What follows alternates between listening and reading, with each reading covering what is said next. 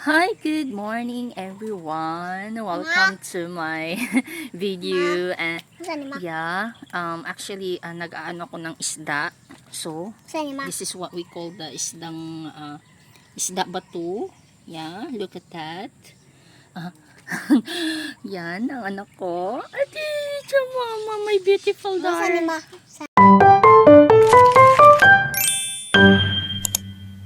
Hello, good Ako naman. morning. Ako naman. Ito gumawa ako ng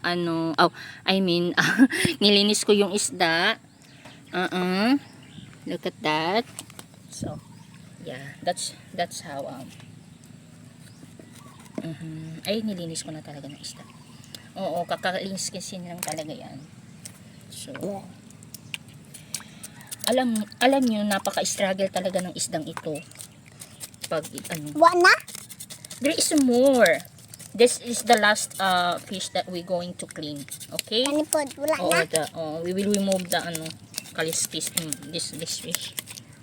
You love fish? Yeah. No, don't do that to mama na. Not you make it.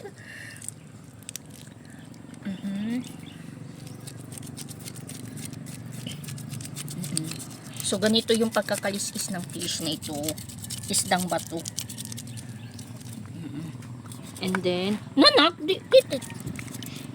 Gusto kong tingnan ba kapoy kong lingkod.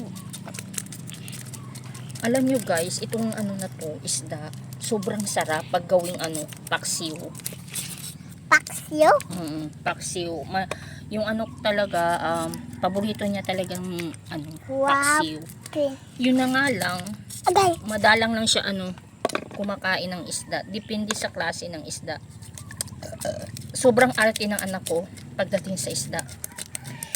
Hindi ko alam kung saan to nagmana. Talagang maano siya when it comes to the fish. Namimili siya ng isda.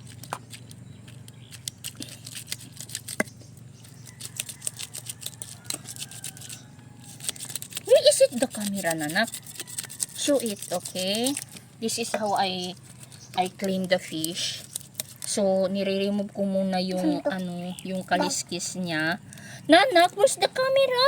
Where's the camera? Mama, wala mo.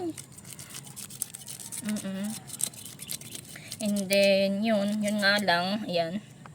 Kunin ko yung niya. Takan. Yung mga niya sa loob, ayan. Mabaho kasi talaga tong isda na to. Pero, sobra namang sarap ng isdang to. Ay, Oo, kapoy. masarap din ito ipreto, tsaka paksiw. Kasi ang gagawin ko nito ipapaksiw.